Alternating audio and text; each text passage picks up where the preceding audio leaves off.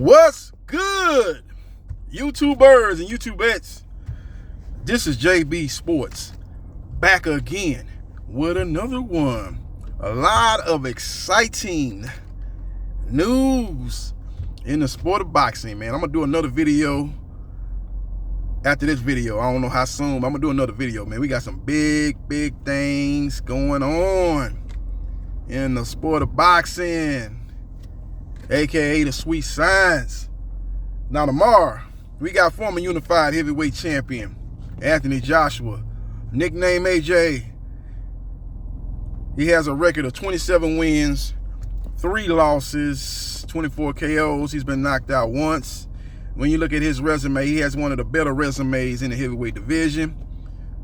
But at the same time, that resume has a big hole in it, or 2 holes in it. He didn't fight the 2 best guys of his era yet, and that is Tyson Fury and Deontay Wilder. Until he fights both of those guys, or at least one of those guys, man, his resume, in my opinion, will be lacking. But he has beaten Vladimir Klitschko, who reigns supreme in the heavyweight division for 10 plus years, Hall of Fame fighter. You know, I know that he was coming off a 2.5-year layoff when Anthony Joshua beat him. But nevertheless, man, Sugar Ray Leonard took a 2.5-year layoff and came back and beat marvelous Marvin Hagler, who in my opinion is the greatest middleweight of all time. Well, I wouldn't say the greatest middleweight of all time. I'd probably put him top 3. Top 3. I got Roy Jones, Marvin Hagler, and Bernard Hopkins, my top 3 middleweights of all time. I know all the old heads will be trying to bring up them guys that fought back when we were watching, back in the day when they had black and white TV, or when they didn't have no TV, and they was out there fighting in these outside stadiums and stuff in front of a whole lot of people. You know, they didn't have TV back then. You know, I know they probably mentioned some guys back in the day, but I'm talking about from what I seen. Those are the 3 greatest middleweights. The 3 greatest middleweights of all time. With all that being said, Anthony Joshua versus Francis Ngganou. Now, Ngganou is the former UFC heavyweight champion. He's had 1 boxing match, and that was against WBC heavyweight champion Tyson Fury. That fight was a fight that surprised many people. A lot of people didn't see that fight playing out the way it played out. A lot of people actually thought that Ngganou beat Fury. He dropped Fury in the 2nd round. He was able to basically hold his own, technically wise, versus Fury, who's one of the most accomplished and superior technical fighters in the heavyweight division. A guy that's very light on his feet, a guy that has the 1-2, a guy that can switch from southpaw to orthodox. And he gave Ngganou a lot of different looks after he got dropped. But Ngganou was able to hold his own. And I think the main reason why Ngganou lost that fight was because I think he was worried about running out of gas. Because, you know, coming from the UFC where you fight at the most 5 rounds, you go into a heavyweight fight in your first endeavor, 10 rounds, and then you're looking at 3-minute rounds, and those 5 rounds that you fight in the UFC are 3-minute rounds, if I'm not mistaken. So you're looking at a total of what, 15 minutes compared to a total of 30 minutes. I think he was worried about gassing out, and that allowed Tyson Fury to outwork him in the middle part of that fight and toward the end of that fight. And I thought he was able to steal that fight, and he won that fight via unanimous decision. No, it wasn't for unanimous decision, it was split decision. One judge had Ngganou winning the fight. I think it was 95-94 Ngganou. And then I think one judge might have had it 96-93 Fury, or 95-94 Fury. And I know the third and deciding judge had it 95-94 Fury. He won the fight split decision. 2 judges gave it to Fury, and 1 judge gave it to Ngganou. Ngganou landed the punch of the night as he was able to drop Fury. As Fury was attempting to throw combinations, he was able to punch with Fury and drop him with a shot on the side of his head. Fury was badly hurt, but he was able to get up and use his experience, dance around the ring a little bit till he got himself together. But he got rocked on another occasion, and he had to hold on for dear life. And Ngganou did a good job, man. Ngganou was able to establish himself as, in my opinion, one of the main attractions in the heavyweight division. And you could arguably put him as a top 10 heavyweight currently. With all that being said, he's going to have to take a quantum leap versus AJ, because he can't have those lows that he had versus Tyson Fury. Even though he did a good job, don't get me wrong, man. He was able to punch with Fury. He was able to land some good combinations.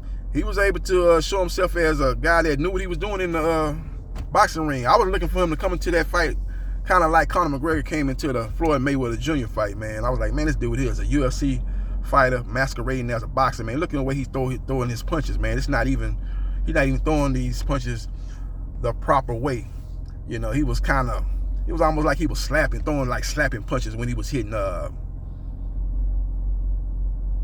Floyd Mayweather Jr. The only punch that he kind of landed that was really a punch that you could say that a boxer throws the proper way was the uppercut. He kind of caught Mayweather with some uppercuts, man. He was able to kind of control Mayweather with the jab, a little pitter-pat jab. He was able to control Mayweather. Mayweather was just basically coming in behind the high guard. Mayweather wasn't really trying to establish his jab or his pull counter with the straight right hand.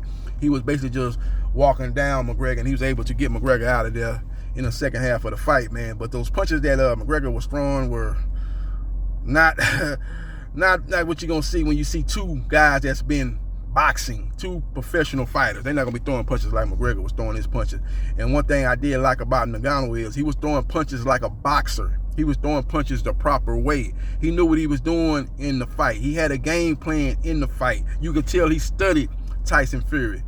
And I think his trainer did a great job of getting him ready for this fight. And you look at the fact that Fury, in my opinion, is not the same fighter since the third Wilder fight, which went down as one of the greatest heavyweight fights in boxing history, right up there with Ali Frazier 3 and Ali Frazier 1, George Foreman, Ron Lyle, right up there with those type of fights. Great fight. I think they took a lot out of Fury. He got dropped twice against Wilder. He was able to come back and stop Wilder in the 11th round.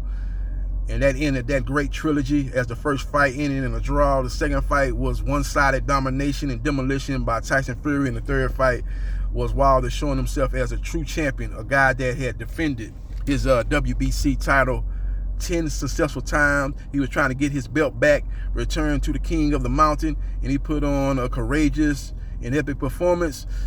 But ultimately, he succumbed to the superior fighter in Tyson Fury. No shame in that. And that was a great matchup. With all that being said, Anthony Joshua is a guy that has a new trainer, Ben Davison. He's changed more trainers than Oscar De La Hoya has. And Oscar De La Hoya was a guy that had changed a lot of trainers throughout his illustrious Hall of Fame career. Now, Ben Davison trained him in his last fight, and he looked it very strong in his last fight. That was the best version of AJ that I've seen probably since the Vladimir Klitschko fight, man. In the Vladimir Klitschko fight, he faced some adversity. He got dropped early in that fight. He was able to come back and ultimately stop Vladimir Klitschko. I think that was the 11th round. He dropped Vladimir Klitschko early in that fight. Vladimir Klitschko returned favor and dropped Anthony Joshua. Joshua was able to show his determination, show his will, show his heart, and was able to win that fight. That's probably the last time I seen AJ at that epic elite level. After that fight, he was able to get a lot of wins, but he was a little bit gun shy. He was a little bit cautious. He was a little bit less willing to get into the fire. But I kind of seen him in his last fight a little bit more willing to get into the fire, a little bit more aggressive, letting his hands go. But maybe that was the opponent that he was fighting in Otto Wallin, who was a feather-fisted puncher, a guy that I call the Paulie Malignaggi of the heavyweight division, a guy that has no power, a guy that's a technician, a guy that can box, but it's not a A-level boxer. He's probably a B-level boxer at that. So even at his strength of his fighting style, he's not at the top of the mountain as far as that goes. And he was able to not have to worry about what was coming back, and he was able to implement his game plan. But he did show more versatility in his last fight with the feints, with the different levels of his fighting style, fighting tall, getting low at times, jabbing to the body, throwing the 1-2, using the jab effectively, landing the right hand. And when he did get out to Wallin and hurt and in bad shape, he was able to land his signature punch. I think his best punch of his boxing arsenal, that is the uppercut. He was able to hit him with the uppercut, broke Otto Wallin nose, and shortly after that, Otto Wallin quit on his stool in impressive and dominating performance by Anthony Joshua. Now, Anthony Joshua in this fight, he's gonna have to worry about power. He's gonna have to worry about a guy that can knock him out with one punch. He's got to worry about the one hitter quitter in this fight. So it's gonna be interesting to see, do we see the AJ that fought Jermaine Franklin, the AJ that fought Robert Helenius, who was very, very cautious, who was very, very calculated, who was a guy that was hesitant to let his hands go because he was worried about what was coming back, because he's fighting guys that had at least respectable power. Will he return to that AJ, or will we see the AJ that we saw in the last fight versus Otto Wallin? AJ that was very, very comfortable, AJ that was letting his hands go, and AJ that was sitting down on his shots. AJ that looked very, very dominant and looked like the AJ of old. That remains to be seen. I think we're going to probably see an AJ that's somewhere in the middle. I don't think we're going to see the AJ that we seen in the last fight, because Ngganou got power in both hands. Ngganou can end the fight with one punch. Ngganou is out of that Deontay Wilder mode. He could be losing every round and every minute, every second of the fight and catch you with one shot and put your lights out and win the fight. So he's that type of puncher in the heavyweight division. So we will see what happens, and we will see what transpires. But interesting fight, interesting matchup. We're going to find out a lot about AJ. AJ is on the brink of fighting for another championships. If he can get the win over Ngganou, he'll be in line to take on whoever comes out of that Tyson Fury versus Alexander Usyk 2-fight matchup. Whoever wins that second fight, whether it be Fury or even Usyk, who has fought AJ twice and defeated AJ twice, Anthony Joshua will be in prime position to recapture the belts that he had before. So we will see what happens, and we will see what transpires. If I'm AJ and I'm a part of his team, I'm hoping that Usyk beats Fury.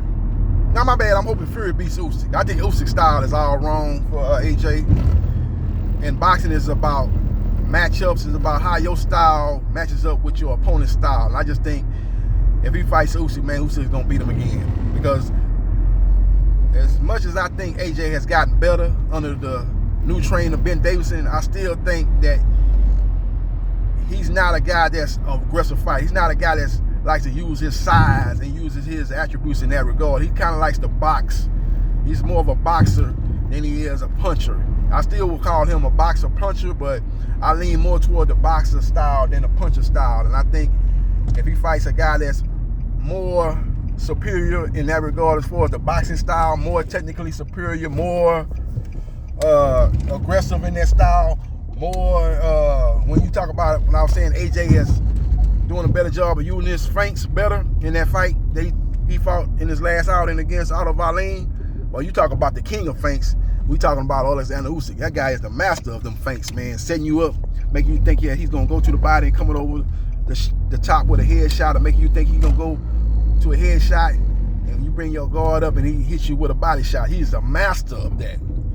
So I just think that's just a bad stylistic matchup for Anthony Joshua. I think Fury will be a much better matchup.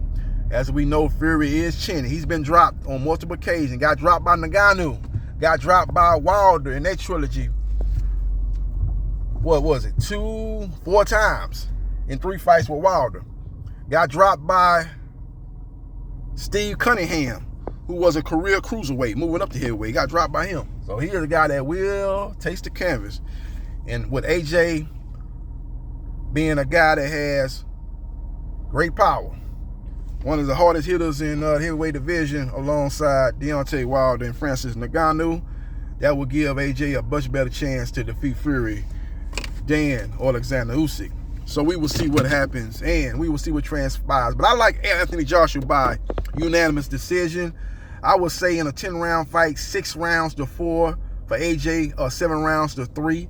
I think it's going to be in that range for AJ, unanimous decision victory for Anthony Joshua. I think he will have problems dealing with Francis Ngganou power. Francis Ngganou is awkward. Francis Ngganou is a guy that has a great chin, so he'll be able to take a lot of the shots that AJ will be throwing. But I just think that AJ is just a little bit more consistent fighter. I think for Ngganou to win the fight, he's going to not have to have those lows like he had against Fury. He can't be worried about gassing out like he was in the Fury fight. He got to understand that, hey, I went 10 rounds with Fury, so I know I can go 10 rounds. And if I do have AJ hurt, let me just put my foot on the gas and try to get this guy up out of here. And stay aggressive if I don't get him up out of here. Don't try to fall back and then try to see what AJ doing and maybe start thinking about, man, I got to make sure I make it to the last round. I got to make sure I can make it to the last couple of rounds, like they call the championship rounds. In a 10-round fight, championship rounds 8, 9, and 10. When you talk about a 12-round fight, you're talking about 10, 11, and 12. And I think that was playing on the mind of Francis Ngganou in the Tyson Fury fight. He can't worry about that. He got to understand that he's got to go for it. Because if he loses this fight, you know, you're down now, you're 0-2. You can say, well, okay, I'm 0-1 against the #1 heavyweight in the division, Tyson Fury, in the fight that a lot of people thought I won.